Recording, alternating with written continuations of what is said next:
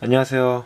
오랜만에 해설 영상을 찍게 되었는데 9월 모의고사가 가지는 의미는 제가 설명 안 해도 여러분들이 다양한 경로를 통해서 얼마나 중요한지는 각자 다 알고 있을 겁니다. 저는 직접 문제를 함께 풀어보면서 학생의 입장에서 문제에 어떻게 접근해야 되는지, 그리고 조금 더 추가적으로 설명할 게 있으면 설명을 하면서 문제를 같이 풀어보도록 할게요. 여태까지 올린 영상들을 분석해보니까 말이 좀 천천히 하는 것 같기도 하고 괜히 시간만 엄청 오래 걸리는 것 같아서 말을 조금만 더 빨리 하도록 하겠습니다. 자, 바로 갈게요. 1번, 항상 세계사 1번 문제에 나오고 있는 부분이죠. 가 문명의 발생 지역을 지도에서 고른 거래요. 위치도 우리가 파악을 해야 되는 부분이 되겠죠? 자, 한번 읽어볼게요. 모헨조다로가 등장하네요. 모헨조다로가 등장하고 대형 목욕탕과 창고 등이 있는 뭐 이런 벽돌로 지은 주택들이 있는 이런 시가지가 구성된 곳, 바로 우리 인더스강 유역에서 이제 발생한 인도 문명이겠죠? 자, 인도 어디 있습니까? 바로 디귿이겠죠. 디귿 인도 문명. 기억 같은 경우 이집트 문명, 니은은 메소포타미아 문명, 적지 않을게요. 리을은 황허강 근처에서 시작된 중국 문명. 그리고 미음 같은 경우는 여기 안데스 산맥 근처에서 라틴 아메리카에서 발생한 잉카 문명인데 시기적으로 거의 5천년 뒤입니다. 5천년 아니고 여기가 기원전 한 3, 4천년, 여기는 이제 12세기, 1200년이니까 거의 5천년 되네요. 5천년 후에 12세기 정도에 발생한 잉카 문명을 이제 나타내는 표현이고, 요 위쪽 지역에 이제 마야 문명, 아즈테카 문명 같은 것도 이제 있다는 거 참고로 하면 좀 더 지식이 넓어지겠죠? 자, 아직도 말이 좀 느린가요? 조금 더 빨리 할게요. 2번, 가 황제의 재위 시간. 재위식에 있었던 사실, 가 황제래 어떤 황제인지 한번 볼게요. 흉노 병사를 밟고 있는 말의 석상, 흉노랑 관련된다 봐요. 사진은 흉노 토벌에 공을 세운 곽거병의 묘지. 곽거병이라는 이름 교과서에서 본 적 있습니까? 자, 이 사람은 흉노를 공격하기 위해 또 대월지와 군사 동맹을 체결했대요. 대월지라는 곳, 자, 장건을 파견해서 서쪽 지역에 있는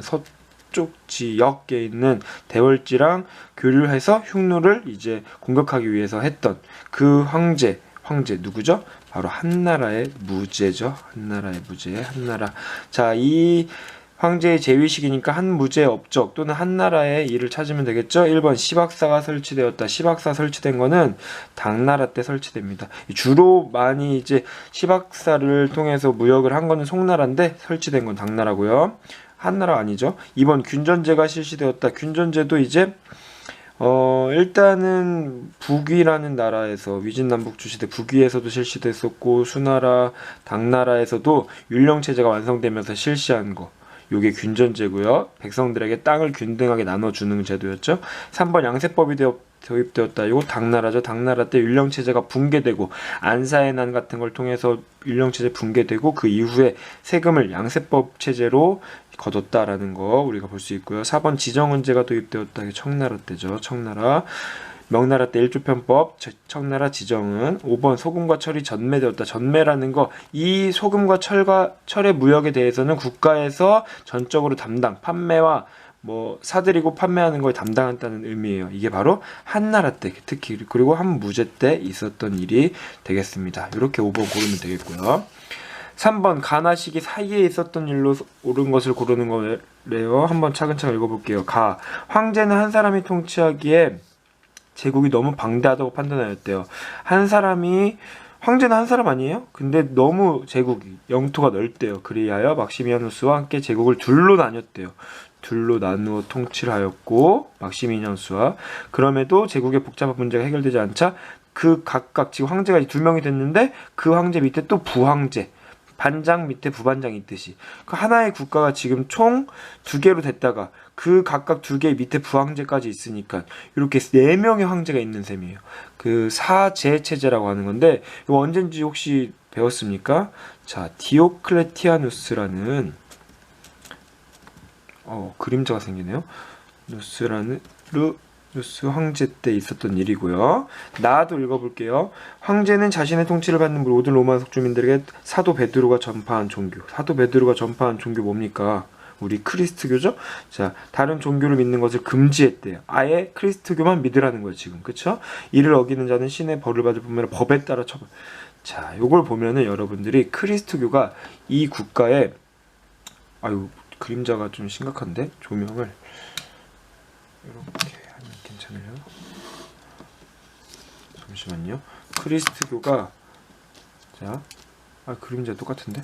자, 죄송합니다. 크리스트교가 이 국가의 국교가 되었다라는 것을 여러분들이 좀 캐치하면 좋겠습니다. 국교로 만든 게 누구죠? 콘스탄티누스예요? 아니에요. 이게 또 여러분들이 헷갈릴 만한 문제인데, 테오도시우스 때 크리스트교가 국교가 되고 콘스탄티누스 때는 공인이 되죠. 이 국교가 되기보다 좀 더 그 전에 인정하는 단계. 자, 이렇게 두 황제의 지금 시기에 있었던 일이 나오는데, 쭉 지금 볼게요, 한번. 자, 보면은 이제 로마와 관련된 이제 보기들이 구성되어 있는데, 한번 간단한 연표라도 그리면 조금 더 이해가 편할 것 같아서 한번 그림을 좀 그려볼게요. 일단 로마라는 나라는 공화정에서 이제 시작을 하죠. 공화정에서 시작을 했다가 제정이 되죠. 황제. 제정이 되는데 누가 활약하죠? 바로 그 옥타비아누스, 나중에 아우구스투스라는 칭호를 받고 뭐 제1의 시민 뭐 이렇게 받는 아우구스투스 때 제정이 되고, 아주 현명한 황제들이 등장하면서 로마가 아주 잘 나갑니다. 이때 이제 팍스 로마나라는 말도 등장하고요. 팍스 로마나. 그러다가 잘 나가는 시기가 있으면 못 나가는 시기도 있겠죠?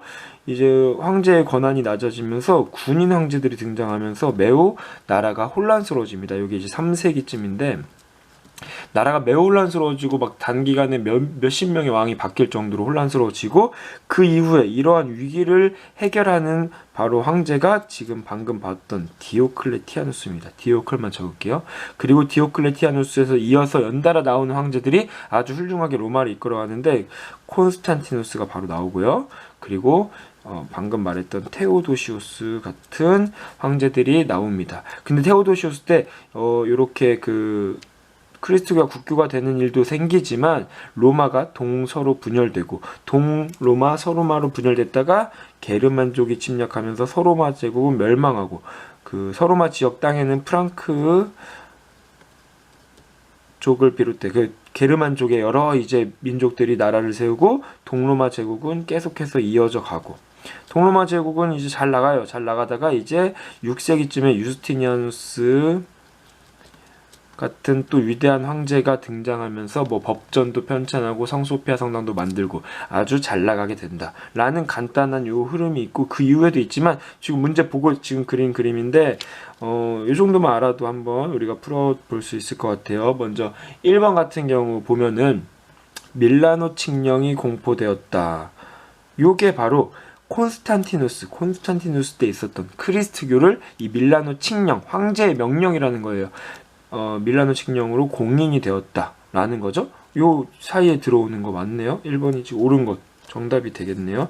2번 2차 3도 정치가 시작되었다. 1차 3도 정치, 2차 3도 정치 대표적으로 한 사람씩만 기억을 해도 좋을 것 같아요. 1차 때는 카이사르, 2차 때는 옥타비아누스, 아까 말했던 아우구스투스가 이제 등장을 하는데, 그 2차 3도 정치가 끝날 때쯤 옥타비아누스가 완전히 정권을 혼자서 장악하고 제정을 여는 거니까 요 사이에 있는 거겠죠. 2번 같은 경우는 지금 여기 문제는 가나는 지금 여기와 여기에 해당하는 얘기인데, 그쵸? 그러니까 시대가 많이 맞지 않죠? 스파르타쿠스의 반란이 일어났다. 영화로도 그 미국 드라마 미드로도 나왔던 건데 노예의 반란이에요. 이게 왜 그랬냐면 로마가 포에니 전쟁이라고 카르타고와 전쟁을 펼치고 나서 승리하고 대농장, 땅이 넓어지니까 대농장을 막 그 경영하는 사람들이 많아지죠. 라티푼디엄이라고 하는 그런 과정에서 농장이 넓어지고, 그 과정에서 이제 일하던 노예들이 아주 이제 힘든 삶을 겪으면서 노예들의 반란이 막 일어납니다.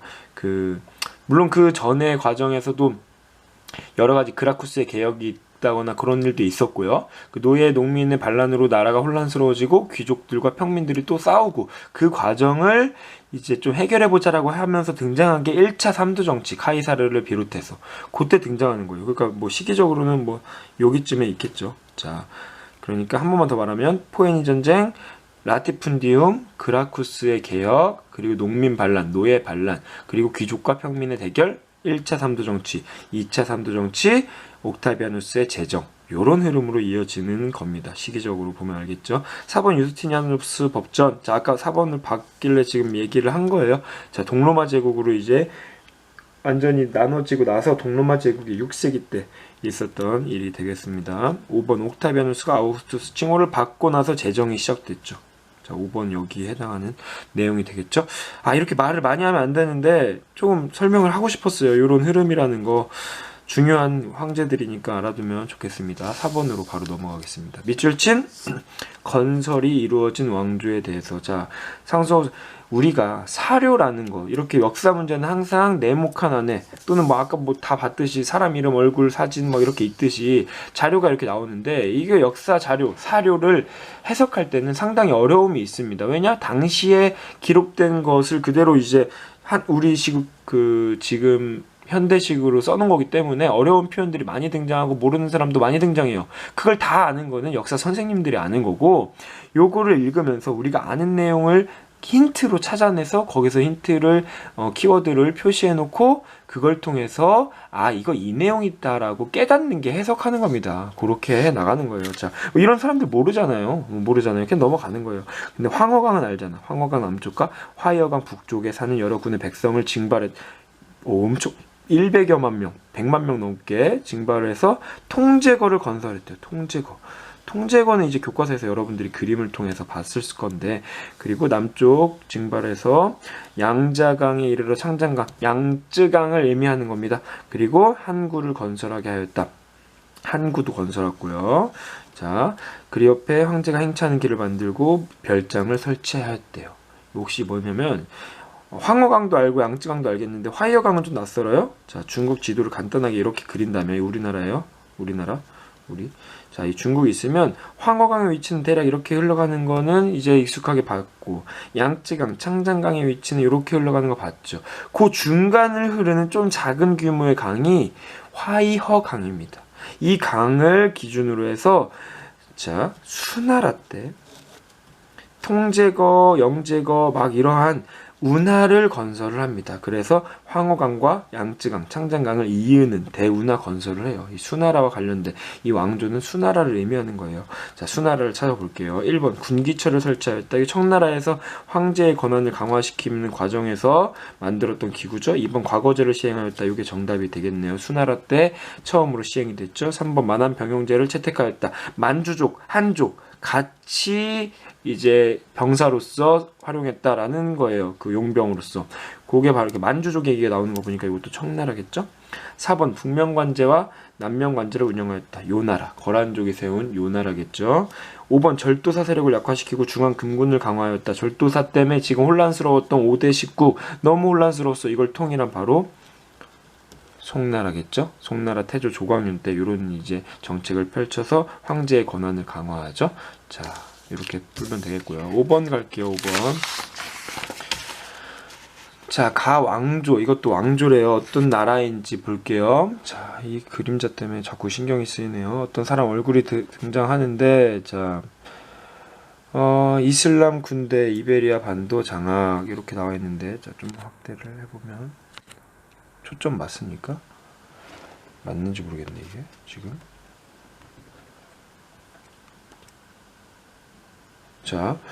자 보면은 이베리아 반도 장악했다. 이슬람 군대가 이베리아 반도 어딘지 알아요? 자, 유럽 지도가 이렇게 있습니다. 이탈리아 모양 특이한 건 알죠? 장화 모양 이렇게 있고 튀어나왔고, 이렇게 밑에 아프리카가 이렇게 이어지는 건데 여기가 이베리아 반도예요.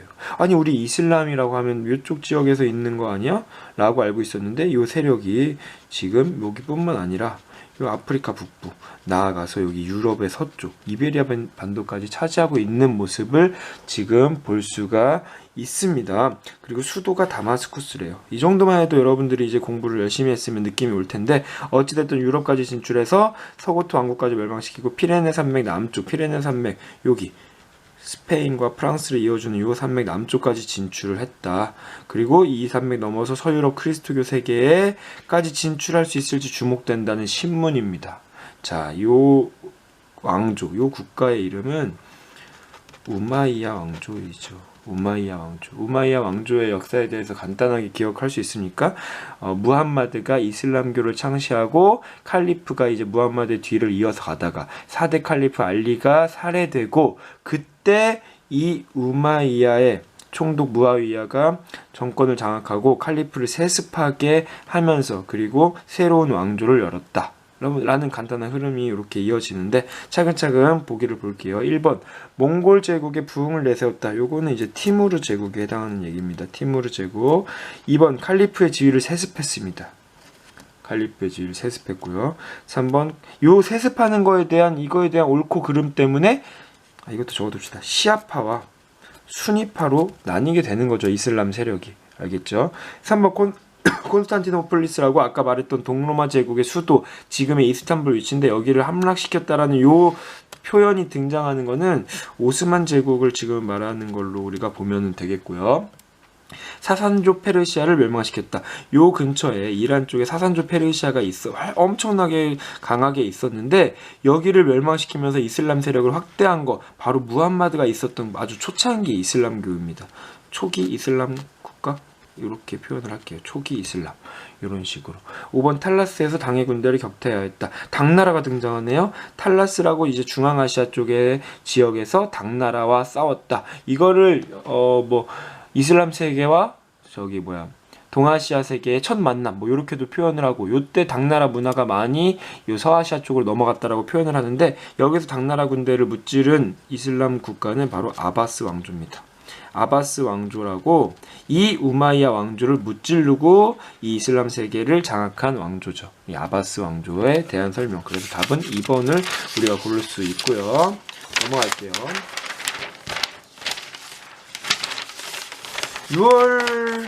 6월보다 조금 어렵나? 조금 더 어려운 느낌은 있는데, 자, 근데 문제를 푸는 데는 지장이 많이 없을 거라 생각이 되고요. 자, 6번 가시대, 어떤 시대래요? 대한 설명으로 옳은 것은, 이 시대는 견당사 파견이 중지되었대요. 견당사라고 일본 얘기인가 보네요. 일본에서 당나라에 파견했던 사신들인데, 여러 가지 당나라 문화를 배워오는 거였는데 중지했대요. 언제 중지했어요? 헤이안 시대죠. 헤이안 시대.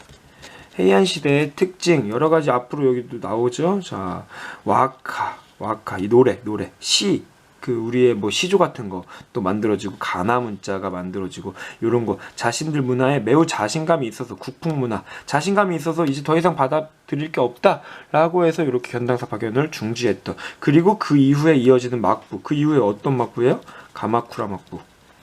이렇게 이어지는다. 그 헤이안 시대에 대한 설명으로 옳은 것을 고르면 되겠네요. 1번 보면은 주인장을 발급하였다. 자, 이거 에도 막부 때 무역을 하는 과정에서 주인장 또는 슈인장이라고 지금 고등학교 2학년 학생이 이걸 보고 있다면 주인장 말고 슈인장으로 공부를 해야 될 겁니다. 교과서, 바뀐 교과서에선 이렇게 이제 나옵니다. 지금 고3 누나나 형님들은 주인장으로 배우지만 바뀌었어요, 교육과정이. 요거를 자국 상인들에게 발급하면서 이거 있는 사람들만 무역할 수 있다 라고 하면서 무역을 했던 거고, 우키요에가 성행하였다. 이것도 에도 막부입니다. 에도 막부가 우리나라인 조선 후기에 해당하고, 중국에서는 명나라가 거의 끝나가고 청나라가 이제 활발하게 있었던 시기인, 이때 다양한 문화가 발달하는데 요거를 서민 문화가 발달했다라고 표현을 합니다. 그 서민 문화, 다양한 문화 중에 우키요에라고 해가지고 나무판에다가 판화예요. 판화. 나무를 긁어내서 그림을 그리고 잉크를 다양하게 색칠해가지고 찍어낸 그런 판화가 발달했고, 이게 하도 인기가 많아서 유럽 상인들에게도 이제 전달돼서 유럽에까지도 영향을 끼친 그 판화, 바로 에도 막부에 해당하는 거였고요. 3번 헤이안큐를 수도로 삼았다. 헤이안큐를 수도로 삼은 게 바로 헤이안 시대죠. 이전에 넘어갈게요. 이와쿠라 사절단이 파견되었다. 이와쿠라 도모미라는 사람을 중심으로 해서 사신단을 꾸리고 유럽을 1년 넘게 해외를 돌아다니게 해서 선진 문화를 많이 배워와라 라고 했던 거. 메이지 유신 이후에 메이지 정부에서 다양한 개혁을 위해서 추진했던 거죠. 메이지 정부. 지금 자, 어떤 시대인지 보는 거죠. 자, 한참 에도 막부가 끝나고 메이지 유신을 통해서 메이지 정부가 들어서는 거죠. 자, 일본서기 고사기가 저술되었다. 일본의 역사를 담은 책인데, 요거는 나라 시대 때 쓰여지는 책이라고 교과서에 이제 여러분들이 확인할 수 있을 겁니다. 자, 7번으로 가겠습니다. 밑줄 친 신법이 아니요, 이 문제가 아니구나. 자, 죄송합니다. 가식이 유럽에서 볼 수 있는 모습으로 옳은 것은 이렇게 나와 있는데, 지금 영국의 인구가 이렇게 변화되고 있다라고 지금 나와 있어요. 어떻게 변화했어요? 가시기에 완전히 줄어들었네요. 완전히 줄어들었네요. 그쵸? 엄청나게 줄어들었네요. 이게 무슨 일이에요? 자, 흑사병이죠, 흑사병. 패스트. 이게 유럽에 유행하면서 거의 막 인구의 3분의 1 이상이 죽었다고. 유럽 전역을 공포로 떨게 했던 그 병이 흑사병이죠. 자, 요때 유럽에서 볼 수 있는 모습으로 이제 옳은 것은, 옳지 않은 것을 찾는 건데, 쭉 보면서 하나하나 얘기하기보다는 좀 더 설명을 좀 하고 얘기를 하면 좀 더 이제 앞으로 여러분들이 기억하기도 편할 것 같은데, 흑사병이 정말로 유럽 역사의 중요한 사건입니다. 이렇게 인구가 갑자기 많이 죽었다는 것은 많은 이제 변화를 가져올 텐데, 요렇게 기억하면 조금 더 앞으로 공부하기 편할 수도 있어요. 흑사병이 있던 시기에 유럽에 이런 전쟁도 일어납니다. 흑사병이 있던 시기는 100년 전쟁 플러스 장미 전쟁이라고 여러분들이 인식하고 있으면 편해요. 100년 전쟁이라고 영국과 프랑스 사이의 전쟁, 잔다르크 활약했던 그 전쟁이 있고, 끝나고 한 2년도 안 돼서 영국 내에서 왕족끼리, 귀족끼리 왕위를 두고 막 싸우는 장미, 요크가, 랭카스터가 붉은 장미 대 하얀 장미, 이렇게 이제 패를 갈라서 싸웠던 게, 요게 바로 흑사병이 있던 시기에 해당하는 겁니다. 요렇게 기억을 하면 조금 더 기억이 오래 갈 것 같아요. 알겠죠? 자, 일단 보기도 이제 한번 볼게요. 이 정도만 우리가 기억하는 걸로 하고, 좀 더 추가 설명할 거 있으면 하고요. 100년 전쟁에 종군하는 병사. 자, 100년 전쟁이 바로 이 흑사병이 있던 시기예요. 요때 옳지 않은 거 고르는 거네요. 자, 이때 잔다르크가 활약하기도 했고요. 아비뇽에서 미사를 집전하는 교황. 아비뇽이란 말이 여러분들이 이제 많이 들어봤는데 어떤 느낌인지 잘 모를 수도 있는데, 자, 이걸 알기 위해서는 우리가 십자군 전쟁을 알아야 됩니다. 십자군 전쟁. 십자군 전쟁이라고 이 그래프에 그림을 그릴게요.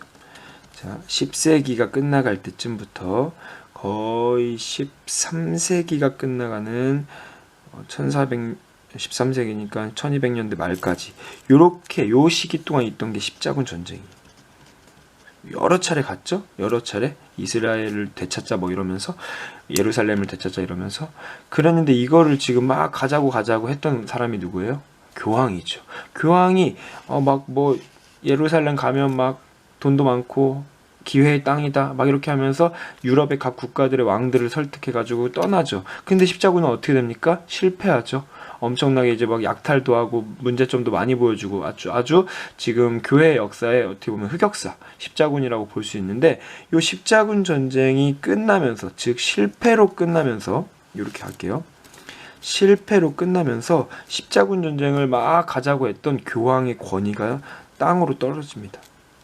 이때까지는 교황의 말이 완전 법이라서 왕들이 다 지켰는데, 교황의 권한이 떨어지고, 요런 기회를 놓치지 않고 왕들이 교황의 권위에 도전을 합니다. 그런 과정에서 교황을 납치해서 아비뇽이라는 도시, 프랑스의 아비뇽이라는 도시에 가두는 사건이 벌어져요. 이게 바로 아비뇽 유수라는 사건이에요. 요게 이제 아비뇽 유수가 진행이 되고, 아비뇽 유수가 진행이 되고, 다시 이제 교황을 이제 로마로 데리고 오는데, 여전히 아비뇽에 그 교황청이 남아가지고, 아비뇽에서도 교황이 이제 막 뽑히고, 로마에서도 원래 있던 교황청, 로마에서도 교황이 막 뽑히고, 그런 아비뇽과 로마 둘에서 교황이 존재하는 교회 대분열의 시기로 이렇게 이어지는 흐름이 나옵니다. 그것과 관련된 내용이에요. 이렇게 십자군이 끝나고 그 이후에 이제 벌어지게 되는 일들입니다. 아까 말한 거에서 플러스로 교회 대분열까지도 알아둡시다. 교회가 로마와 아비뇽 이렇게 두 군데에 있었다라는 거, 이 교회 대분열도 이 흑사병이 있던 시대라고 보면은 되겠고요. 3번 와트 타일러의 난에 가담하는 농민. 자, 이렇게 백성들이 살기가 힘들어지고 막 그러면서 사람이 많이 죽다 보니까 농민이나 농노들의 몸값이 올라가요. 그러면서 좀 이제 이 장원의 영주들이 이 농민이나 농민이나 농노들을 어떻게 활용할까 막 이렇게 연구를 하다가 더 약탈을 하고 좀 더 괴롭히는 상황이 벌어지면서 농민 반란이 막 활발하게 일어납니다. 와트 타일러에 난, 자크리에 난 막 이런 농민 반란. 이것도 바로 다 요 시기입니다. 흑사병 시기. 이렇게 보면 되겠고요. 제4차 십자군. 지금 십자군은 아까 여기서 끝났죠.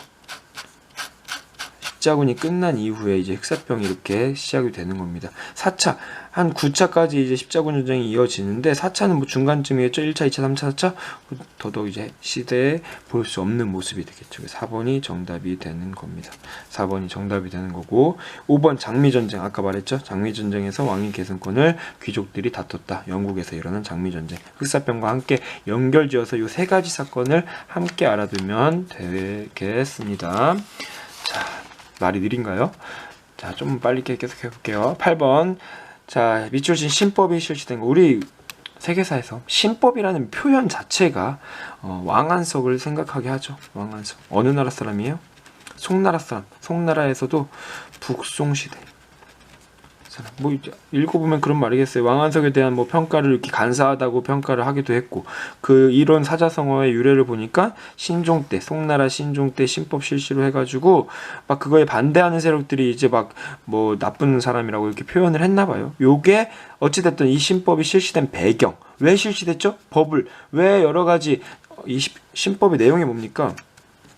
나라를 부국하고 부유하게 하고 군사력을 키우는 거였죠? 이거 왜 이랬어요? 나라가 약해졌으니까. 나라가 왜 약해졌어요? 돈이 많이 없어요. 돈이 왜 많이 없어? 송나라는 무신들에게 이제 투자하는 비용을 줄이고 문신들을 우대한 문치주의를 펼쳤단 말이에요. 그러다 보니까 국방력이 약화돼서 주변에 있던 북방 민족들이 막 만만하게 뭐 쳐들어와. 그런 것 때문에 국방력도 약화되고 돈 주고 평화를 샀죠. 돈을 막 이제 세패라고 해서 북방민족들에게 돈 주고 쳐들어오지 말라 이렇게 하면서 재정이 계속해서 이제 낭비가 되는 거죠. 이런 일들이 벌어지게 되고 이렇게 나라가 흔들리니까 왕안석이라는 사람이 아예 새롭게 태어나자 부국강병 이룩하자라고 하면서 신법을 추진했던 거죠. 그 흐름 살펴보면은 자 1번 이갑제가 붕괴되었다. 이갑제 언제 만들어진 거예요? 명나라를 세운 홍무제 때 만들어졌고 이게 붕괴됐다라는 것은 명나라가 끝나갈 때쯤에 여러 가지 전쟁, 임진왜란 대표적으로 볼 수 있죠. 전쟁 같은 거 끝나면서 이갑제가 붕괴되는 모습, 명나라 자체가 흔들리는 모습을 볼 수 있고요. 금나라가 화북 지역을 장악하였다. 금나라가 화북 지역을 장악했어요. 금나라도 송나라에 쳐들어온 북방 민족 중에 하나인데 나라 이름을 금나라로 바꾸고 아예 만리장성 넘어서 황허강 근처까지 다 아예 장악합니다. 그때 송나라는 이제 남송이 되는 거죠. 남쪽으로 쫓겨난 상태로 정강의 변이라는 사건을 통해서 이렇게 쫓겨나게 되죠. 남송 때 일이고 어찌 보면 이제 2호 신법보단 그 뒤의 일이니까 배경이라고 볼 수가 없죠. 몽골의 침입으로 전쟁 비용이 늘어났다. 이것도 남송 때입니다. 시기적으로 그 뒤고요. 요 나라 서하의 위협으로 군사비 지출이 증가하였다. 요게 맞는 게 되겠죠. 송나라가 건국되기 전에 이미 요 나라가 건국이 됩니다. 그리고 송나라가 있던 시기에 서하도 건국이 돼요. 그러면서 이 두 나라가 아까 말했던 송나라를 만만하게 보는 국가들입니다. 이렇게 계속 쳐들어오고 해서 세패를 받아가서 송나라가 재정적으로 경제적으로 많이 악화되었다라는 얘기고요. 진승 오광의 난 같은 경우는 진나라, 진시황제 죽고 진나라가 끝나갈 때쯤 벌어지는 농민 반란으로서 왕후장상에 씨가 따로 있냐 이런 걸 주장했던 농민 반란이죠. 이것 때문에 진나라가 망했다고 보면 되겠죠. 자, 그 다음에 항우와 유방이 등장해서 한나라가 나오게 되는 거죠. 자, 9번 가왕조에 대한 설명으로 옳은 것은 이렇게 나와 있는데 자, 둘이 얘기하고 있어요. 읽어볼게요. 교황님, 현재 어느 나라의 궁제이신 피핀께서, 이 사람이 피핀이래요.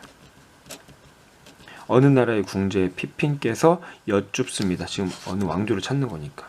자, 피핀이 어느 왕조의 그 궁제였죠? 궁제라고 왕 바로 밑에, 황제 바로 밑에 있는 약간 비서 같은 역할인데 거의 모든 실권을 장악한 그런 걸 궁제라고 합니다.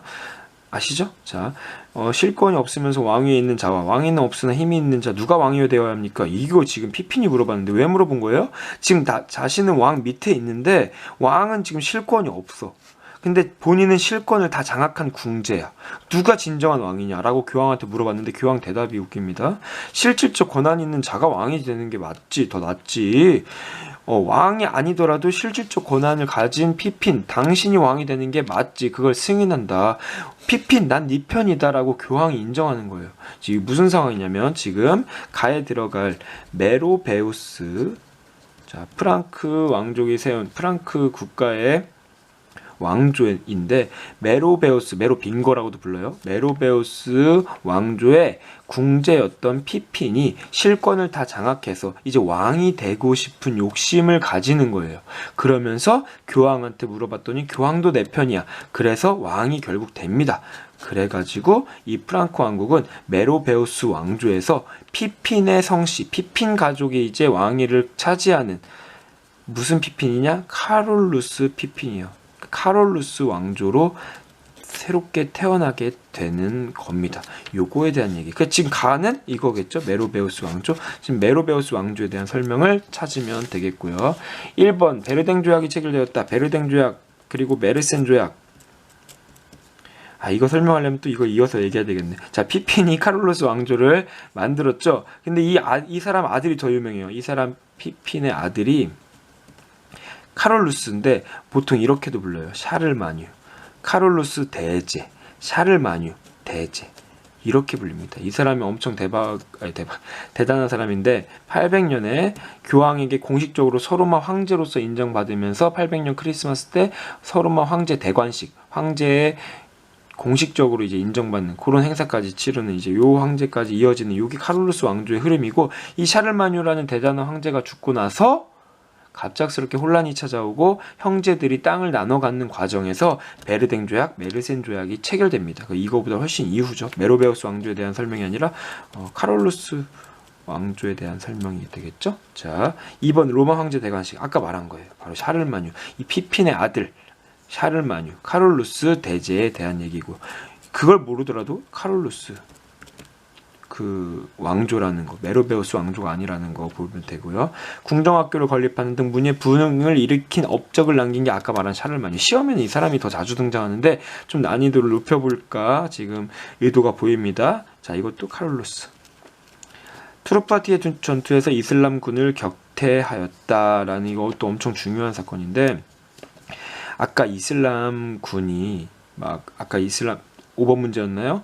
이베리아 반도, 즉 포르투갈 스페인 지역까지 쳐들어왔다고 했죠. 근데 이제 그 사람들이 서유럽까지 진출하려고 하는데 그 과정에서 이 프랑크 왕국의 누구냐? 제 그림자 때문에 카롤루스 마르텔이라는 사람이 나서서, 장군으로서 나서서 투르푸아테 전투에서 이슬람군을 쫓아내는 업적을 남깁니다. 이름에 카롤루스가 들어가네요? 뭔가 느낌이 옵니까? 이 사람이 바로 피핀의 아버지예요. 피핀의 아버지. 이 사람 후에 피핀도 권력을 찾고 카롤루스 왕조를 열게 되는 거예요. 피핀의 아들 카롤루스라고 적으면 될 텐데 요 이름도 자주 등장하니까 이렇게도 알아둡시다. 샤를마뉴가 이어지는 겁니다.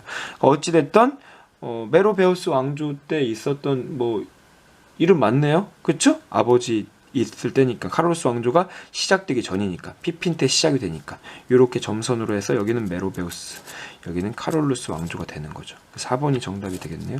5번 로마르도 왕국으로부터 빼앗은 영토를 교황에게 기증하였다. 이 피핀이 카롤루스 왕조를 열고 나서 교황 고맙습니다. 교황한테 이제 계속 친한 관계를 만들어 가면서 교황한테 영토까지 떼어줘요. 롬바르드 왕국을 멸망시키고 그 땅을 교황한테 주면서 그 땅이 교황령이 돼요. 자, 어찌됐든 카롤루스 왕조 때 있었던 일이고 피핀이 했던 업적입니다. 이렇게 구분을 하면 되겠고요. 10번 가와나 문서가 작성된 시기 사이에, 이런 문제가 좀 여러분들이 어려워하는 것 같은데, 가도 알아야 되고 나도 알아야 되고, 보면은 그게 전반적인 흐름을 알아야 되는 문제죠. 가를 볼게요. 자, 이게 카메라 녹화하는 시간이 어쩌다 갑자기 끊기더라고요. 그래서 지금 15분, 아까 한번 끊겼고 지금 15분 됐는데 또 끊길 것 같은데. 자, 일단 볼게요. 영국 의회는 아래 세금들을 징수하기로 하였대요. 영국에서 세금을 징수하기로 하였대요. 세금을 징수하기로 하였는데, 막 쭉 읽어보니까 뭔가 익숙한 표현이 나옵니다. 바로 인지세라는 거. 인지세. 어떤 서류 같은 거 이제 서류 같은 거 만들 때 도장 찍는 거 그런 인지세를 뭐 부과한대요. 그리고 여러 가지 또 다른 막 이실링, 이 지금 화폐 단위인데 3펜스 이실링 막 여러 가지 지금 책자 막 이런 거 만드는데도 광고에다가도 세금을 부과한대요. 영국이 지금 여기 아메리카 식민지, 아메리카 이 미국을 의미하는 거죠. 요 미국 식민지, 아메리카 식민지에 세금을 부과하고 있구나라는 자료가 되겠고요. 모든 인간은 평등하게 창조되었다. 구분을 할 수 있습니까, 여러분들? 자주 읽어보면 구분이 될 거예요. 그들은 창조주로부터 양도할 수 없는 권리를 부여받았다. 이렇게 쭉 나오고 식민지 연합이 자유롭고 독립적인 국가이며 그럴 권리가 있음을 엄숙히 선언한다. 이거 뭐예요? 미국의 독립선언서, 독립선언문. 자, 프랑스랑 좀 구분을 하면 돼요. 프랑스는 막 조항이 나눠져 있고 막 그렇게 되어 있는데 인권 이런 말도 나오고 느낌은 비슷하고 핵심 내용은 다 똑같아요. 그런데 이렇게 조금 이제 흐름상 구분을 좀 여러분들이 할 수 있겠고 식민지 이런 말들이 등장하는 게 미국 독립선언문이에요. 지금 이 다 미국 독립혁명과 관련되는 지금 사료들인데 흐름을 잡을 수 있겠습니까? 이거 바로 기억 니은 보기보다는 이것도 간단하게 흐름을 좀 안내를 해 주도록 하겠습니다. 자, 일단은 가에 대한 내용부터 할게요. 영국이 디귿에 딱 보이네요. 자, 보여요? 무슨 일이 생기냐면 영국과 프랑스가 7년 전쟁을 펼치게 됩니다. 서로 이제 영토 다툼을 하게 되는 거죠. 이 과정에서 영국이 승리를 하긴 하는데 돈이 많이 소모가 돼요. 전쟁을 7년 동안 치렀으니까, 그쵸? 그 소모되는 비용을 이 자기들이 만만한 아메리카 식민지, 영국에서 이제 탈출한 사람들이 만든 식민지잖아요. 그 영국, 아메리카에다가 세금을 많이 부과하는 거예요. 세금을 막 부과해. 가에 대한 내용이 지금 등장하는 거예요. 인지세를 비롯해 각종 세금을 아메리카에 부과를 해요. 근데 미국 식민지 사람들은 이제 영국에서부터 탈출한 지 시간도 지났고, 우리 완전 다른 나라로서 이제 서로 인식하고 있고, 그런데 우리를 너무 만만하게 보고 세금을 막 내라고 하니까 매우 살기가 팍팍해지겠죠. 힘들어. 차라리 뭐 우리나라 여기서 대표라도 뽑아줘서 그 대표가 영국 의회에 발언권이라도 있으면 좋을 텐데 그런 것도 없이 그냥 완전 만만하게 식민지 취급하니까 기분이 나쁘고 화가 나는 거죠. 그래가지고 이런 세금 내는 걸 거부해요. 거부. 이때 외쳤던 말이 지금 방금도 끊겼었어요. 이때 외쳤던 말이 유명한 게 있죠. 대표 없이는 과세도 없다. 이 지역을 다스리는 대표를 인정을 해달라. 그거 없이는 우리 세금 안 내겠다. 라고 하는데 영국에서 들어주지 않죠. 그러니까 이런 사건을 일으키죠. 보스턴 앞바다에 차를 막 빠뜨리는 사건, 보스턴 차 사건이 일어나고 이거에 영국이 야 니네 너무 심한 거 아니야? 라고 이제 하다 보니까 전투가 이제 벌어지게 되는 거죠. 그래서 영국과 전투가 시작됩니다. 영국과 이제 미국, 요 아메리카 지역의 최초의 전투의 이름이 바로 렉싱턴 전투예요. 렉싱턴 전투를 통해서 이제 본격적으로 미국이 독립전쟁에 나서게 되는 거죠. 이 독립전쟁을 이끌었던 사람, 조지 워싱턴이라는 사람을 총사령관으로 임명하고 이 전쟁을 이끌어 달라고 합니다. 그 과정에서 이제 나에 나오는 독립선언문도 발표해서 이제 우리 독립적인 국가로 진짜 선언한다 라고 하고 독립적인 국가로 나아가게 되는 겁니다. 그리고 그 과정에서 이제 대통령도 뽑게 되는 거죠. 그 초대 대통령으로 이제 워싱턴이 대통령으로 선출이 되게 된다. 이게 미국의 독립혁명의 간단한 흐름이 되겠습니다. 이제 문제를 볼 수 있겠죠? 자, 독립선언 발표, 그리고 요 사이에 있었던 일 지금 보면은 되는 거죠. 렉싱턴 전투, 보스턴 차 사건, 영국이 7년 전쟁에서 프랑스와 싸운 거는 가보다 이전이죠. 이것 때문에 가가 세금을 부과하게 된 거예요. 워싱턴이 초대 대통령으로 선출된 거는 독립선언 발표 이후입니다. 이러면서 미국의 역사가 시작이 되는 거예요. 알겠죠? 미국의 역사가 시기적으로 뒤라고 보면 되겠습니다. 기억 니은 1번이 되겠죠. 자, 넘어갈게요.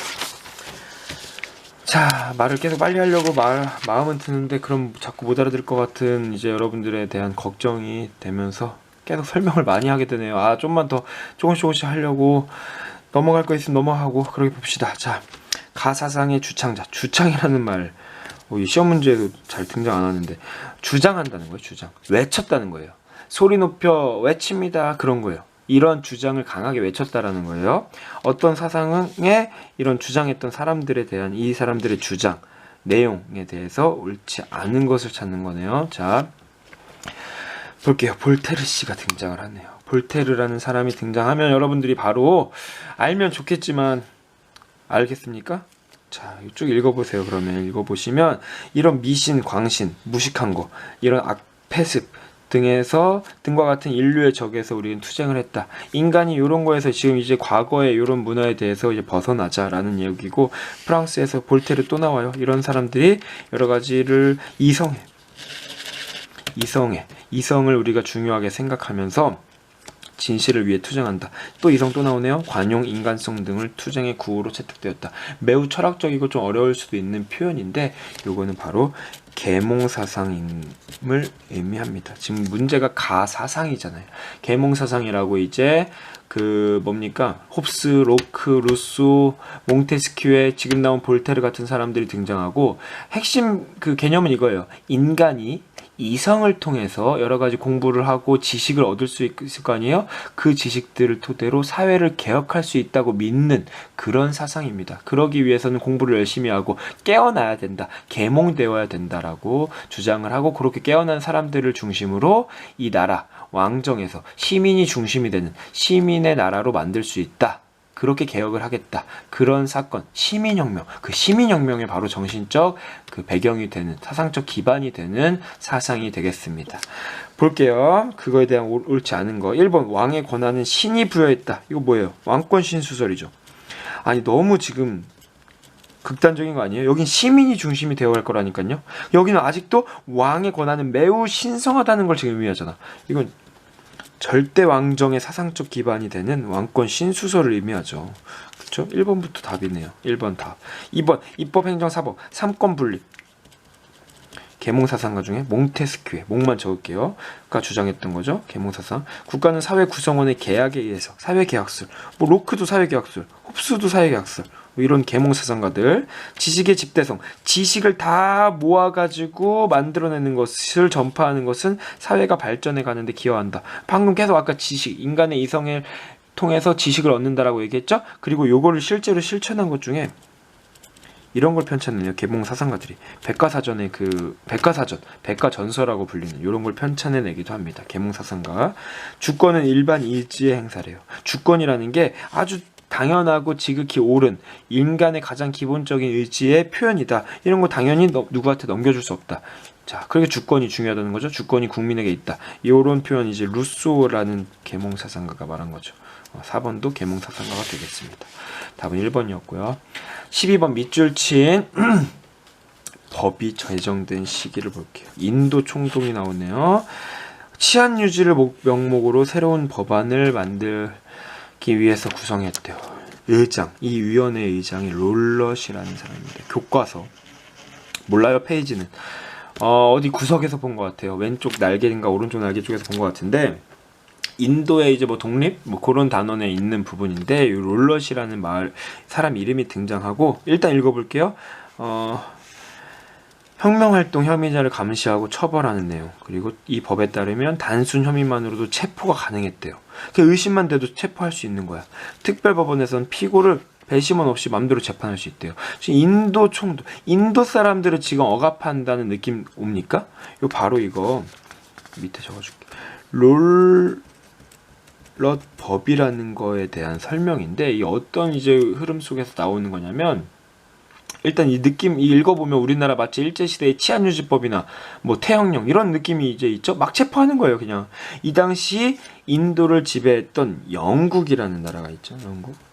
인도를 식민지했던 영국이 이제 1차 세계대전에 참전을 하는데, 1차 세계대전 인도 식민지 사람들을 동원합니다. 인도 식민지 사람들에게 요렇게 포장을 해서 동원을 시켜요. 니네 우리 도와주면, 1차 세계대전에 영국의 승리를 도와준다면 니네들 앞으로 전쟁 끝난 이후에 자치권 같은 걸 주겠다 라고 이제 결과적으로 거짓말을 해요. 이것만 믿고 인도 사람들이 참여를 열심히 했는데 배신을 하죠. 영국이 배신을 하고 이런 법을 만들어요. 오히려 더 강화하는 법, 인도를 더 억압하는 법을 만들고, 이거에 맞서 싸운 사람이 그 유명한 간디입니다. 네루라는 사람도 있고요. 그 인도에 대한 독립운동을 열심히 뭐 비폭력 무저항, 소금 행진 이런 거를 펼치게 되는 요 흐름, 그런 과정에서 열심히 노력해서 이제 2차 대전 이후에 독립을 맞이하게 되는 순간까지 이어지게 되는 거죠. 핵심은 1차 세계대전 이후에 배신하는 법이 룰럿 법이다 라고 보면 되겠고, 시기적으로 요 말하는 것을 여러분들이 보면은 되겠습니다. 알겠습니까? 이렇게 보는 거예요. 자, 13번도 볼게요. 너무 대충 했어요? 이거 좀 빨리 하고 싶은데. 자, 13번 보면은, 자, 어떤 선생님 나와가지고, 이 글은 청조의 한인 관료인 진국본 이홍장. 사람 이름이 등장하네요. 청조. 청나라 왕조에서 실시한 근대운동, 이거를 이끌었던 주도했던 사람이 진국본 이홍장이래요. 사실은 여기만 들어도 이제 9월이면 아, 이거 무슨 운동이구나, 이거 어디다 적을까요? 양무운동이구나 라는 걸 여러분들이 알면 좋겠지만, 이런 힌트를 통해서도 좀 봅시다. 이 책을 왜 쓰게 되었는가 막 보면은 오랑캐를 이용해 오랑캐를 공격하기 위해 오랑캐를 이용하여 오랑캐란 말을 왜 이렇게 많이 나와? 그쵸? 장기를, 이게 한자 몰라도 되는데, 장기 자랑할 때 그 장기예요. 그 오랑캐들의 기술. 지금 오랑캐라고 남들을 무시하고 있죠. 근데 그들의 장기, 그들이 잘하는 거는 배울 필요가 있대요. 왜 배우냐? 그들을 결국 제압하기 위해서. 이 무슨 말이냐? 우리는 지금 서양 국가들, 오랑캐들이라고 무시하고 있어요. 우리가 잘났어. 우리 것은 아주 훌륭해. 그렇지만 그들의 장기, 기술은 배울만 하다. 딱 봐도 뭐예요? 양무운동. 서양무기를 받아들이자라고 하는, 중국의 정체성은 지켜가면서 서양의 무기는 활용만 하자라는 정신까지 담겨져 있는, 동도서기 이론까지도 이제 비슷한 의미죠. 이런 정신이 담아있는 거. 이때 주장 적절한 거 찾아볼게요. 1번 청조를 몰아내고 공화국을 건설하자. 공화국이 뭐예요? 대통령 같은 거 있는 거. 청나라 몰아내고 공화국 건설하자. 이거 어떤 운동 때 있었던 일입니까? 신해혁명 때 순원을 비롯한 사람들이 이제 외쳤던 표현이죠. 만주족을 멸망시키고 한족, 만주족을 멸만, 한족을 부흥, 멸만, 흥한. 언제예요? 태평천국 운동. 홍수전이 주도한, 홍수전이라는 사람 이름도 여기 순원, 여기 지금 이홍장을 찾고 있는 건데, 순원, 여기는 홍수전, 태평천국 운동. 메이지 유신을 본받아 입헌군주제를 도입하자. 이거 중국 기준으로 하면 변법 자강 운동. 우리나라에서도 똑같이 이걸 해당하는 게 갑신정변이라고 봐도 되는 거예요. 근데 지금 중국에 대한 얘기니까 변법 자강운동이라고 하고, 이거 이끌었던 사람 누굽니까? 캉유웨이, 량치차오 이런 사람들이 있고요. 중국 전통 가치를 근본으로, 우리 전통 가치는 중요해, 소중해, 이거는 지켜야 돼, 중체, 우리 정체성 지키자. 그리고 서양 기술은 기술만 받아들이자, 활용만 하자. 양무운동. 오케이.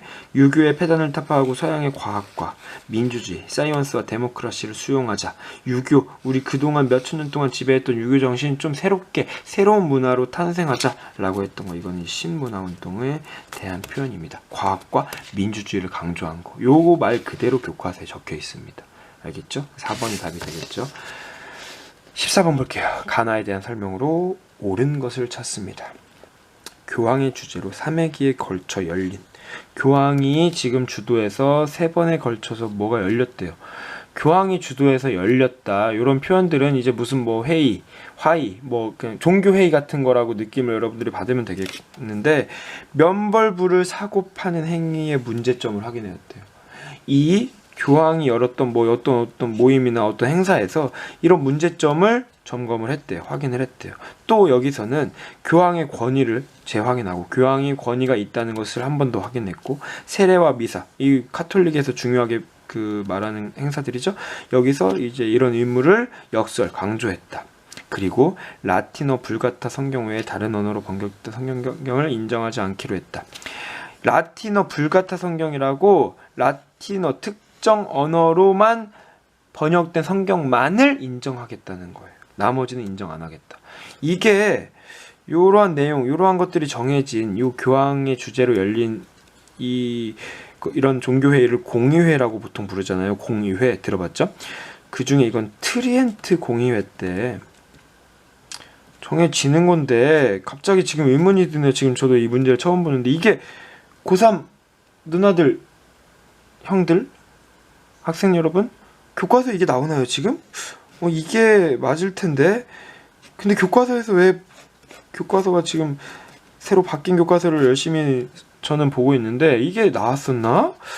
혹시 이거를 일단 요 영상의 컨셉은 여러분들의 마음가짐을 감정이입을 하기 위해서 똑같은 마음으로 풀기 위해서 지금 거기다 설명을 덧붙이는 거라 뭐 막 중단하거나 되돌릴 수 없겠지만 갑자기 지금 의심이 되네요. 이 내용은 이거 맞는데 일단 가볼게요. 일단 나는 합스부르크 세습 영토를 제외한 신성로마 제국 수중 부사청 예배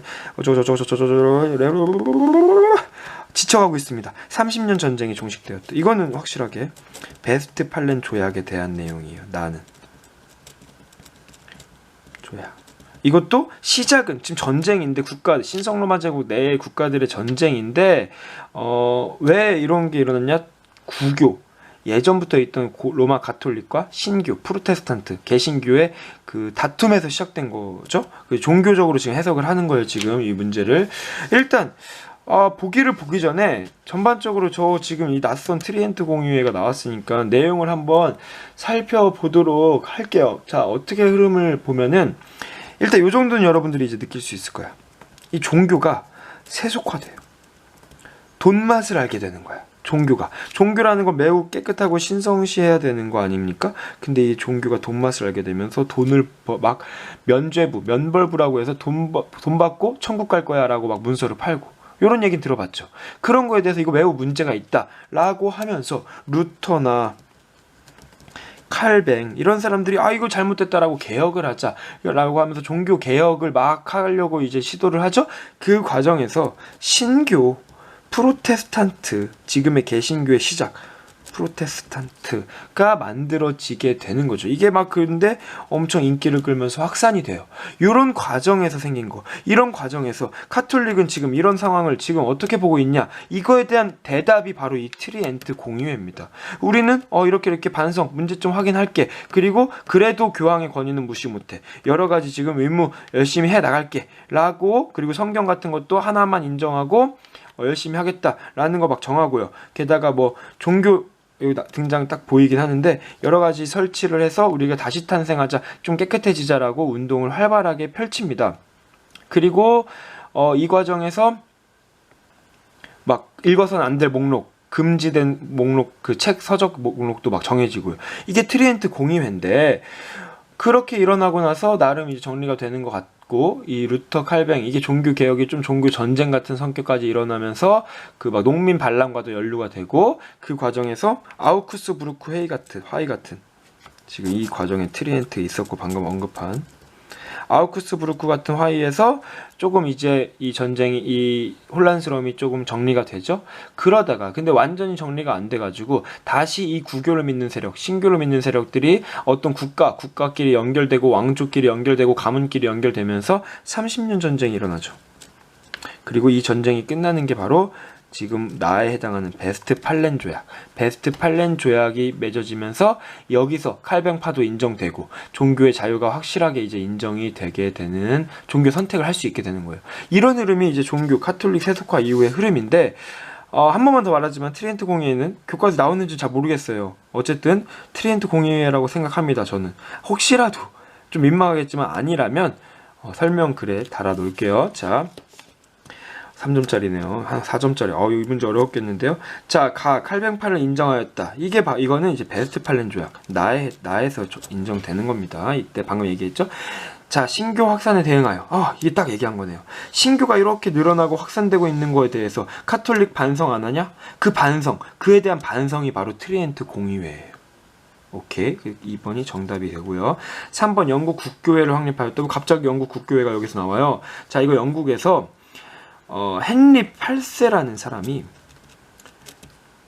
본인이 아주 이제 자존감도 높고 그리고 본인이 결혼과 관련한 일들이 생기는 과정에서 이제 교회 측과 막 좀 다툼이 있고 갈등이 있었어요. 그 과정에서 영국 교회를 이끄는 거는 교황이 아니다. 이 영국 교회를 이끄는 수장은 바로 나다. 영국의 왕이다. 라고 하는 이제 그 선언을 합니다. 이 수장령이라고 하는 건데 요걸 계기로 영국의 교회는 조금 영국만의 특이한 방식으로 발전해 나가요. 그런 방식이 영국 국교회가 요때 성립이 된다라고 보면 되겠고요. 관련이 없어요, 크게. 종교재판소 설치한 게 아까 가에 해당한 얘기고요. 가나, 교회의 대분열을 종식시켰다. 5번도 좀 말이 좀 이상하네요. 5번 얘기를 보면은 두 가지 측면으로 볼게요. 종식시킨 게 맞다고 보자면 이거는 여러분들이 트리엔트 공유회, 무슨 공유회를 생각하자면 콘스탄츠 공유회를 떠올리면 됩니다. 교회가 세속돼서 요 사이에서 위클리프, 후스 이런 사람들이 교회의 세속화를 막 비판하면서 이런 막 이제 비판 움직임이 커지니까 이런 비판을 좀 잠재우기 위해서 막 후스 막 처벌하고 막 화형시키고 그런 과정에서 콘스탄츠 공유회 같은 게 열리기도 하고요. 또는 한편으로는 교회 대분열을 종식시켰다는 말 자체가 말이 안 돼요. 신교와 구교로 완전히 이제 나눠지게 된 거죠. 분열이라는 표현이 어떻게 지금 이게 의도로 지금 쓰여진 건지 모르겠지만 완전히 분열이 되는 거죠. 어떻게 한편으로 보면. 요렇게 해석해서 어쨌든 둘 다에 해당 안 되는, 가나에 해당 안 되는 지문이 되겠습니다. 그래서 답을 2번으로 일단 고르는 게 여러분들한테 좋을 것 같네요. 자, 요 문제 매우 어려운 문제였어요. 어려웠습니다. 저도. 자, 또 영상이 이렇게 이 화질을 낮춰야 되나? 풀로 쫙 찍을 수가 없네요. 자, 15번도 보면은, 자, 방금 문제 참 어려웠고요. 15번 이참 이걸로 이 문제부터 한 방에 갔으면 좋겠다. 좀만 빨리 말해봅시다. 가 지도가 제작된 왕조래요. 자, 읽어볼게요. 가는 지도의 이름이야. 마테오 리치, 선교사 마테오 리치가 중국에서 제작한 지도래요. 자, 기존 중국 중심 세계관에서의 충격을 주었다. 이거 뭐예요? 고려만국 전도. 지금의 세계 지도와 상당히 흡사해서 세상의 중심, 세상에서 가장 큰 나라는 중국이라는 이 중국 중심 세계관에서 충격을 준 고려만국 전도죠. 이게 있었던 시기, 왕조래요. 이 마테오 리치 언제 활용했던 사람? 명나라 때. 특히 좀 더 구체적으로 명나라 말기에 활약했던 사람입니다. 자, 가볼게요. 양명하게 등장하였다. 요거 딱 명나라 때. 명나라 말기에 왕수인이라는 사람이, 왕양명이라는 사람이 성리학을 비판하면서 만든 학문이죠. 니은 봉초 과목이 간행되었다. 여러분 교과서에서 좀 사회, 문화, 경제 페이지에서 있을 텐데 풀이에요. 풀. 저기 약초와 관련된 거야. 우리 병 걸리면 막 뭘 쑥을 캐서 먹어야 된다, 인삼을 캐서 먹어야 된다. 그런 책들이 그런 약초에 대한 내용들이 정리된 거, 그런 약학서인데 이거 명나라 때 쓰여진 거 맞습니다. 기억 니은이 정답이 됩니다. 디귿 동경몽화록. 자, 이거는 송나라 때에 발전된 도시의 모습을 기록한 책입니다. 알겠죠? 그런 책이고, 곽수경이 수시력을 만들었다. 원나라 때 서양 문화를 받아들여서 서양 달력 정확하구나. 우리도 우리식으로 한번 서양 달력을 참고해서 만들어보자. 그때 만들어진 게 이 수시력이 되겠습니다. 알겠죠? 이번엔 배터리가 문제예요. 배터리 갈고 오겠습니다. 얼마 안 남았어요. 자, 잠시 끌게요. 자, 여러분 새로운 배터리가 왔습니다. 이어서 가보도록 하겠습니다. 16번. 자, 우리는 이렇게 여러 역사 사료를 읽으면서 거기서 힌트를 찾아서 이게 뭐에 대한 내용이구나 라는 그 답을 찾아가는 게 문제 푸는 방법입니다. 읽어볼게요. 다음 가상 편지 좀 더 확대를 해야 될까요? 편지에 밑줄 친 전쟁, 어떤 전쟁에 대한 내용인가 봐요. 친구여, 러시아가 우리 제국을 위협하여 긴장이 고조되는 상황에서 이곳 빈을 포함해서, 빈이 어디의 수도입니까? 오스트리아의 수도죠. 유럽 정치 엘리트들은 무력 충돌을 피할 수가 없을 것이다. 무력 충돌을 곧 하게 되겠네. 자, 한 달여 전 발칸의 테러리스트가, 발칸이 어디예요? 발칸 반도, 지금 그리스가 있는 지역을 의미하죠. 테러리스트가 초래한 우리 황실의 비극. 이게 뭐예요? 이거 읽어보면 세르비아 청년이 오스트리아 황태자비에게 총을 쏜, 바로 무슨 사건이에요? 사라예보 사건을 이렇게 표현하고 있죠. 사라예보 사건. 이것 때문에 시작이 도화선이 되어서 전쟁이 터졌대요. 사라예보 사건 때문에 터진 전쟁 뭡니까? 1차 대전이에요. 1차 대전. 그러면 여기서 전쟁은 1차 대전입니다. 1차 대전의 결과로 옳은 것을 찾아봅시다. 1번. 각각 무슨 전쟁일지 한번 살펴볼게요. 1번. 북독일 연방이 결성되었다. 기억납니까? 프로이센과 어디였죠? 저기 오스트리아. 거기 동유럽에서의 전쟁에서 프로이센이 승리하면서 그 근처에 있는 여러 도시 국가들을 다 이제 하나의 연방으로, 북독일 연방으로 했고, 우리가 그 이후에 다 결과를 알고 있죠? 독일로 이어지는 거죠. 2번 신성로마 제국이 해체된 거는 나폴레옹의 침략으로 인해서 신성로마 제국이 해체가 되죠. 3번 비렐름 1세가 독일 제국을 선포하였다. 요거는 이게 선포하는 장면이 교과서마다 다 있을 거예요. 그 베르사유 궁전에서 독일 제국을 선포를 하는데 이때 총리가 비스마르크였고, 베르사유 궁전은 독일이 아니잖아. 근데 어디 있는 거죠? 프랑스에 있는 거잖아. 이게 뭘 의미해요? 프랑스와 프로이센과 프랑스와의 전쟁을 하면서 프로이센이 승리하고 그 프로이센을 기반으로 이제 독일이라는 나라로 나아간다 라는 거를 프랑스 땅 중심부에서 프랑스를 완전히 굴복시키고 이렇게 선포를 한 거죠. 그러니까 전쟁으로 따지면 프로이센 프랑스 전쟁이라고 보면 되겠고요. 러시아에서 피해 일요일 사건이 일어났다. 이거는 좀 뜬금없는데 1차 대전 이전에 있었던 일인데, 좀 얘기를 하자면 어떻게 얘기할 수 있을까요? 그 사회주의, 레닌에 의해서 마르크스 이후 사회주의가 확산되면서 러시아 내에서 사회주의 세력들이 이제 여러 가지 개혁을 요구하면서 막 시위도 하고 그래요. 근데 다 총 쏴 죽여요. 그게 바로 피해 일요일 사건이죠. 궁전 앞에서. 이런 걸 했던 사람이 바로 니콜라이 2세라는 황제가 이 피해 일요일 사건 이후에 오히려 더 짜르, 이 황제의 전제 정치를 더 강화하는, 전제 정치를 강화하는 일까지 이어지게 되는 요 흐름, 1차 대전 이전에 있었던 일이고요. 5번 독일이 해외 식민지에 대한 모든 권리를 상실하였다. 이게 바로 1차 대전 때 붙었던 국가가 어떻게 됩니까? 동맹국 대 협상국이죠. 동맹국의 대표가 바로 독일이죠. 오스트리아, 오스만 투르크 이렇게 있고, 협상국은 대부분의 다른 유럽 국가들, 나중에 미국까지 껴들고, 여기서 누가 이겨요? 협상국이 승리하잖아. 승리해서 독일이 이때 가지고 있던 식민지를 다 토해내죠. 모든 권리를 상실하게 되는 거죠. 1차 대전 끝나고 파리 강화 회의를 통해서 승전국만의 잔치였던 이 파리 강화 회의 때 우리나라도 3.1운동에 대한 희망을 얻게 되는 거죠. 5번이 1차 대전의 결과입니다. 17번 갈게요. 가 사건의 배경으로 가장 적절한 거, 어떤 사건의 이름이 들어갈 건가 봐요. 무상계급, 자산계급 및 모든 착취계급을 타도하는, 우리를 착취하는 계급을 타도하는 정치 대혁명이라고 선전을 하긴 했어. 홍보는 했는데 어떤 근거도 없대요. 사실 이런 게 없대. 아니래. 이 혁명은 비록 문화 자, 이 혁명 이름에 문화라는 이름이 붙었대요. 문화가. 이 혁명. 이런 지금 어떤 느낌이에요? 문화 대혁명을 말하는 거겠네요. 그쵸? 자, 이런 거 건설적 강령도 없이 비판과 파괴만 했을 뿐이다. 문화 대혁명이 그랬잖아요. 그 당시 중국 공산당 중앙주석 누구예요? 마오쩌둥에 대한 충성을 어떻게 보면 확인하는 거였죠. 이 사람이 지도하고 그래서 누가 등장해요? 붉은 두건을 쓴 어린 친구들, 마오쩌둥에게 충성을 다하는 홍위병들도 등장하는 문화 대혁명에 대한 얘기고, 이 사건 문제가 뭐예요? 이 사건의 배경. 왜 갑자기 이런 사건이 벌어지냐? 마오쩌둥은 왜 이 사건을 일으키냐? 보기를 볼까요? 다 볼까? 차근차근 볼게요. 군벌 세력이 난립해가지고 어떻게 됩니까?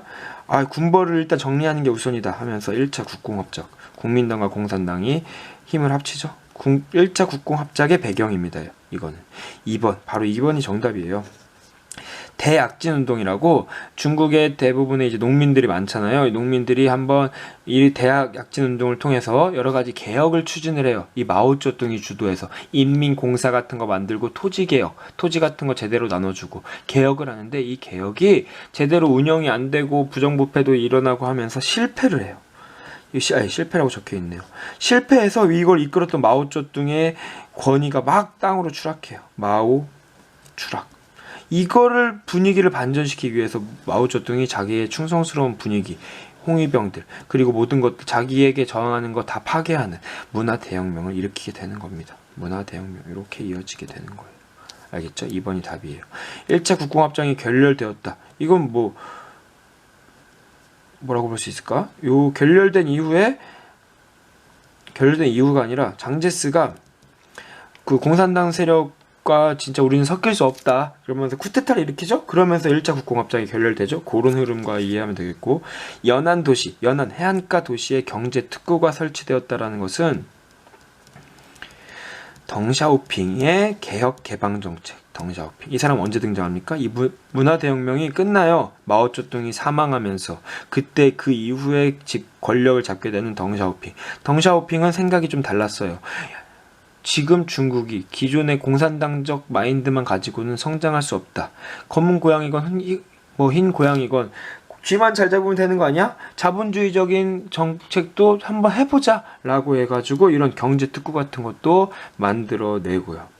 철도 국유화 반대 운동이 전개된 것은 뭐의 배경이 되는 사건? 바로 신해혁명 때. 설명 생략. 지칩니다. 신해혁명의 배경이 되는 사건이죠. 철도. 설명할게요. 갑자기 나라에서 철도라는 민간 철도를 나라 걸로 하겠다는 운동. 이게 지금 시대가 어느 때인데, 근대화되고 있는 시대인데, 이거에 대해서 반발하면서 스촨에서 봉기가 일어나고요. 이걸 진압하려고 파견된 신군들, 군인들이 왜 우리 지금 같은 민족들의 이 운동을 진압하라고 시키느냐 하면서 우창에서 이 신군들이 또 봉기를 일으키죠. 거기서 시작된 거 바로 신해혁명 일어나는 거죠. 18번 갈게요. 혁명이 또 나오네요. 자, 갈게요. 18번은 또 무슨 혁명에 대한 내용일지 보면은, 오스만의 압제에 짓눌려온 우리 국민이래요. 오스만 제국이 너무 우리를 괴롭혔대요. 뭐 이런 내용으로 시작하네요. 이걸 깨부수기로 결의하고 국민의회의 이름으로 독립을 선언합니다. 여기까지 봐도 여러분들이 답을 찾으면 좋겠지만, 답을 느낌이 왔으면 좋겠지만 읽어봅시다. 4세기 동안, 지난 시간 동안 튀르크인, 오스만 투르크를 말하는 거죠. 이 사람들은 이성과 정의를 짓밟았대요. 정말 무식한 놈들이야 라고 짓밟았고, 우리는 그래서 무기를 들고 일어섰대요. 유럽 크리스토교들과 동등한 존재로서 우리는 크리스토교야. 크리스토교를 믿는 유럽인들이야. 오스만 투르크족이 아니라 우린 유럽인들이야. 문명의 길로 유럽 문화를 받아들일 거야. 유럽 문화로 나아갈 거야. 우리는 그런 과정에서 혁명에 나섰대요. 중략, 펠로폰네소. 어디서 많이 들어봤죠?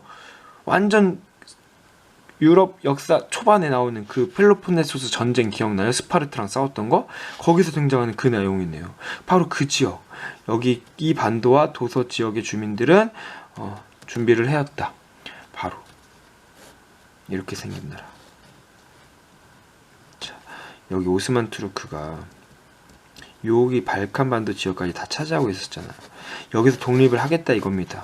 누가? 바로 그리스가.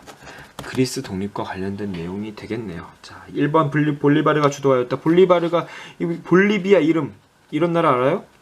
이 이름의 딱 어원이기도 한데, 라틴 아메리카가 독립하는데 동해 번쩍 서해 번쩍 활약했던 사람이 볼리바르가 되겠고요. 아니죠. 러시아의 지원. 이 그리스가 독립할 때 러시아, 프랑스, 영국을 비롯해서 친그리스 지식인들 그리고 여러 유럽 국가들이 지원을 해줍니다. 그리스의 독립. 정답입니다.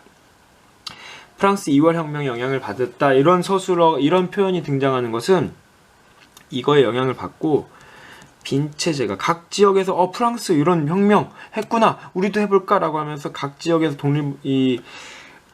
시민혁명 같은 그런 운동의 움직임이 벌어지면서 빈체제가 붕괴가 됩니다. 나폴레옹 이전으로 가자라고 했던 오스트리아 메테르니히가 이끌었던 빈체제가 붕괴가 되고, 다양한 국가들이 이제 어떻게 보면 독립의 길로 접어들게 되는 거죠. 메테르니히가 물러나게 되는 게 바로 프랑스 혁명, 2월 혁명의 이후의 일이고요.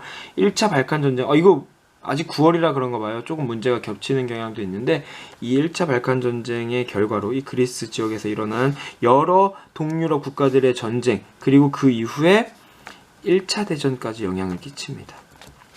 청년 튀르크당, 이거는 터키 내에서 있었던 개혁의 과정인데 요 무장봉기 이후의 얘기는 이렇게 볼 수 있을 것 같아요.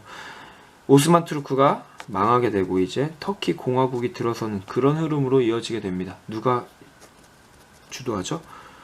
무스타파 케말. 다양한 역사를 우리가 보고 있습니다. 답은 2번이 되겠습니다. 그리스 독립했습니다.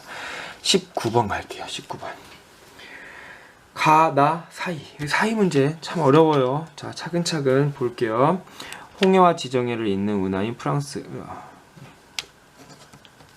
수에즈 운하. 어딘 지도 그려줄까요? 아까 지도에 이어서 할 걸. 그리스가 있어 이렇게. 그 요쪽에 저기 이렇게 튀어나온 반도가 있죠. 여기 지금의 터키가 있죠. 그리고 이렇게 아프리카가 이렇게 이어집니다.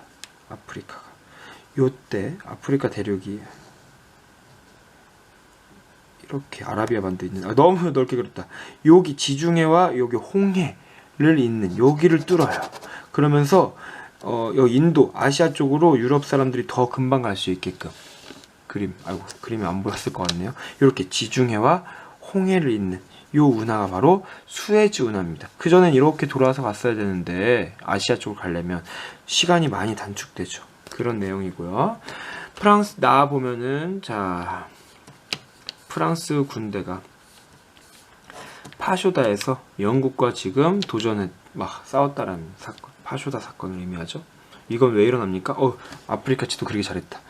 자, 프랑스는 여기 알제리라는 지역에서 여기 마다가스카라는 섬 쪽으로 식민지를 만들어 갑니다. 이렇게.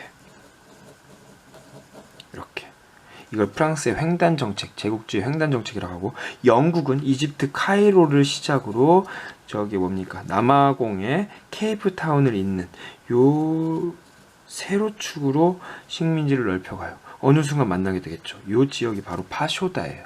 이 지역에서 살짝 다툼이 있었는데 서로 이제 양보하고 그래가지고 다툼은 이제 끝나는데 이거 딱 뭘 보여줘요? 아프리카를 두고 영국과 프랑스가 막 치열하게 지금 세력을 넓혀가는 과정을 보여주는 거죠. 아무튼 이 시기 사이에 있었던 일 보면은 1번부터 문장이 너무 길어. 자, 너무 길어요. 자, 같이 읽어봅시다. 내가 힘이 빠지면 듣는 여러분들도 힘이 빠지겠구나. 화이팅 할게요. 자, 두 문제 남았어요. 자, 아이고, 길어요. 이걸 보니까 좀 이것도 사전에 설명을 좀 해줘야 되겠네요. 자, 보면은 영국 얘기 나오고 프랑스 얘기가 나오니까 영국 프랑스의 인연을 한번 살펴볼게요. 영국과 프랑스의 인연이 있어요. 우리 지금 제국주의가 그 제국주의 이후에 영국과 프랑스 간에 좀 다툼, 갈등, 세 가지 인연, 좀 중요하게, 시험에 자주 나오는, 교과서에서 중요하게 다뤄지는 사건이 있습니다. 첫 번째 인연, 언제냐? 플라시 전투예요. 들어봤죠? 인도를 두고 싸우는 거예요. 여기서 영국이 승리하면서 인도가 영국의 식민지로 이제 앞으로 나아갈 거고, 영국은 동남아시아 쪽, 인도 차이나 반도 쪽, 지금 미얀마, 캄보디아, 베트남 있는 지역 쪽으로 눈을 돌리게 되는 거. 여기서 이제 이 첫 번째 인연이 있고, 두 번째 인연도 있어요. 바로 2차 아편전쟁. 1차 아편전쟁 때는 영국과 중국이 청나라가 붙어서 영국이 승리하죠. 2차 아편전쟁, 에로오 사건 이후에 2차 아편전쟁이 이제 일어날 때 은근슬쩍 프랑스가 껴들어요. 나도 중국에 한번 숟가락 좀 얹어볼까? 해서 텐진 조약, 베이징 조약 체결하는 데까지 참여를 하는데 영국이 너무 이제 영향력이 큰 거예요, 중국에. 그래가지고 그냥 기존에 봤던 인도 차이나 반도 쪽, 즉 베트남, 라오스, 캄보디아, 미얀마 요 지역 쪽이나 침략해야 되겠다라고 시선을 돌리게 되는 사건이 일어나게 되고, 그러던 중간에 그 베트남 지역을 차지하려고 했다가 청나라와 싸우기도 합니다. 2차 아편전쟁 이후에 청나라와 프랑스가 전쟁을 하게 돼요. 이거 언제인 줄 알아요? 한국사 시간에 배웠다. 자, 1880년 갑신정변 때 이 급진계파들이 이 갑신정변을 일으킬 수 있었던 이유에 이 얘기가 나와요. 청푸전쟁에 베트남을 두고 청나라와 프랑스가 싸울 때 한국에 머물렀던 청나라 군대가 여기로 많이 가요. 베트남 지역으로. 요 틈을 타고 급진계파들이 일으킨 게 갑신정변이잖아. 그렇죠? 그렇게 등장을 하고, 여기서 프랑스가 승리하면서 1887년에 베트남을 완전히 이제 프랑스 땅으로 선언합니다. 요걸 이제 프랑스령 인도차이나 연방이라고 불러요. 프랑스령 베트남 이런 식으로 바로 일본에 해당하는 내용인데 일본에 해당하는 내용 이렇게 이제 부르는 사건이 있고요. 세 번째 인연 바로 파쇼다 사건입니다.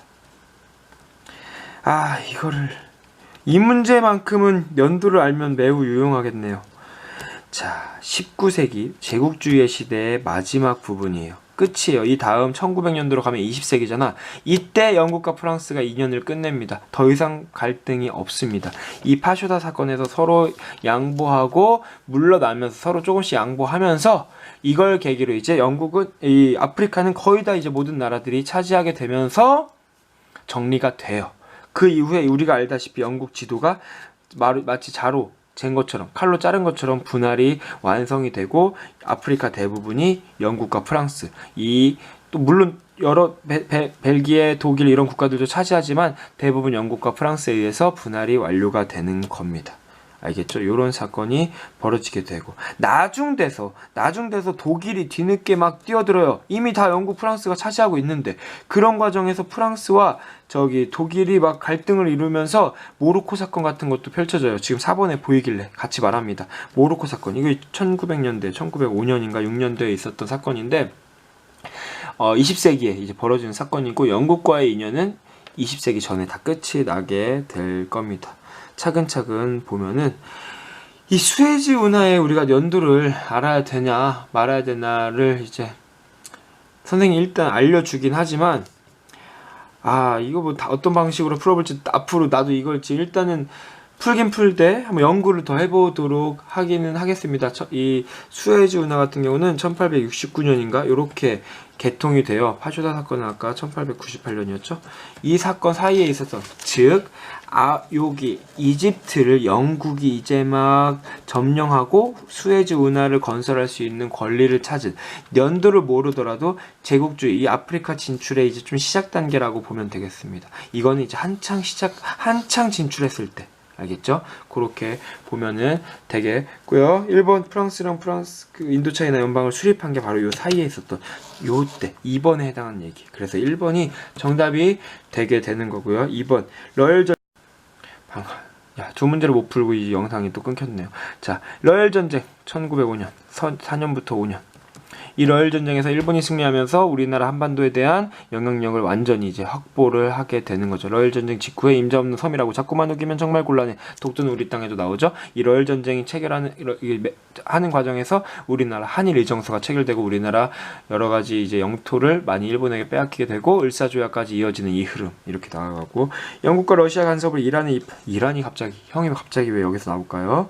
이란이 잠잠했어요. 옛날에 이슬람 세력이 활발할 때는 이란 지역도 이제 강한 나라들이 있었는데 이 제국주의 시기에 잠잠이 있고 여러 왕조들이 있었고 그 국가들 내에서도 근대화 운동이 막 추진되면서 헌법을 만들자 이런 운동이 추진됩니다. 물론 교과서에선 나와요. 그 과정에서 1900년대 초반에 1906년인가 1900년 초반에 이런 입헌혁명이 이루어지기도 하는데 이 또 제국주의 세력, 영국, 게다가 이란의 위치는 이쪽 러시아까지도 진출할 수 있잖아요. 항상 남쪽으로 진출하고 싶었던. 그래가지고 실패를 하게 된다라는 사건이 이때 벌어지게 되고 러시아도 남쪽으로 계속 진출하고 싶어하는 욕심을 드러내게 됩니다. 5번 영국과 프랑스가 모로코 사건 아까 얘기했지만 20세기 이후에 프랑스가 이제 독일이 갑자기 뒤늦게 뛰어들면서 일어났던 사건이고 왜 이렇게 지저분할까요? 영국과 프랑스가 중국을 상대로 2차 아편 전쟁을 일으킨 거. 자, 이 수에즈 운하 개통 전입니다. 알겠죠? 영국이 일찌감치 우리 포르투갈, 네덜란드, 에스파냐, 영국, 청나라 막 진출할 때 그때부터 이제 청나라를 개항시키고 싶어 했고 그 과정에서 아편 전쟁이 일어나죠. 그때 이제 1차, 2차 아편 전쟁 일으키면서 텐진 조약, 베이징 조약까지 이어지는 흐름으로 보면은 되겠습니다. 이 문제도 좀 어려웠을 것 같아요. 2점짜리네요. 다른 방식이 있나 한번 선생님도 연구를 해서 영상 설명에 남겨둘게요. 근데 지금 저렇게밖에 못 풀겠어요. 일단은 자, 답을 1번으로 골랐고요. 20번 교사의 질문을 볼게요. 사료로 볼게요. 한국의 국지는 8경으로 모르죠. 여러분 처음 들어봤죠? 자, 지금 모든 주변 여러 8국가들이 뭐 하나의 우주, 하나의 세계에 살고 있다 뭐 이런 뜻이에요. 자, 일본, 만주, 중국의 강고한 결합. 우리가 다 결합해야 된다. 지금 일본 지금 내각에서 쓴 글인데 다 결합하재요. 대동아. 키워드. 대동아라는 명칭. 이런 말 들어봤습니까? 이제 아시아에서는 일본이 지금 가장 강한 국가입니다. 우리는 일제시대고요. 중국까지도 많이 차지했고요. 중일전쟁 같은 거 막 승리하면서. 그러면서 이제 세계로 뻗어나가는 거예요. 그런 시각을 가진 일본 입장에서 아시아는 하나의 나라인 거야, 그냥. 대동아, 동아시아, 이 대동아시아가 공공이 우리가 서로 함께 모든 걸 누리자. 영화를 누리자. 이런 이제 대동아 공영권이라고 여러분 지도 봤을 거예요. 동남아시아 대부분 중국까지 차지하는, 우리나라는 이미 차지되었고 그런 엄청난 넓은 영토를 차지하는 그 시기, 그리고 시각을 세상으로 이제 돌리고 어떻게 됩니까? 진주만을 공습하죠. 미국을 공격하죠. 태평양 전쟁을 일으키죠. 1941년도에 진주만 태평양 전쟁의 시작이 되게 되는 거죠. 태평양 전쟁. 요렇게 이어지는 흐름. 2차 대전이 유럽에서 시작되고 그 흐름이 태평양 전쟁까지 이어지고 2차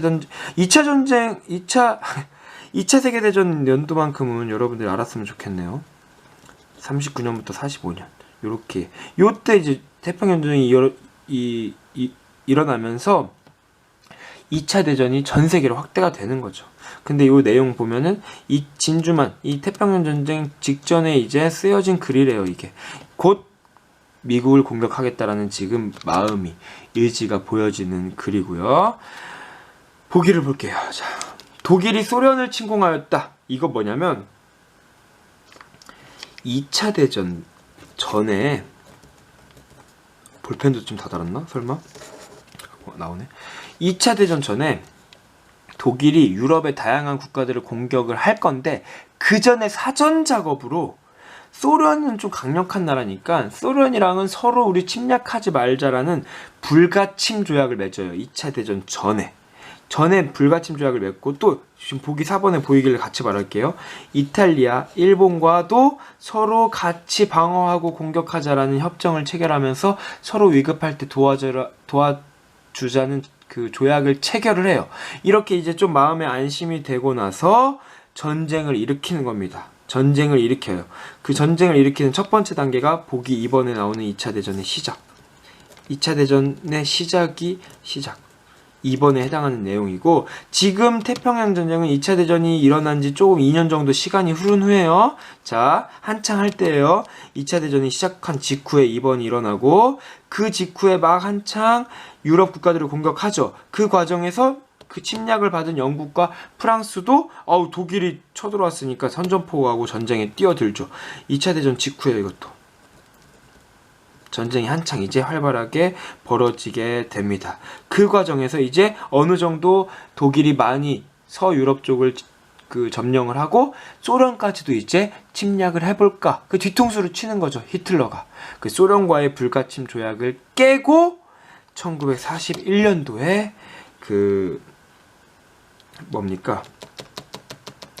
소련을 공격을 합니다.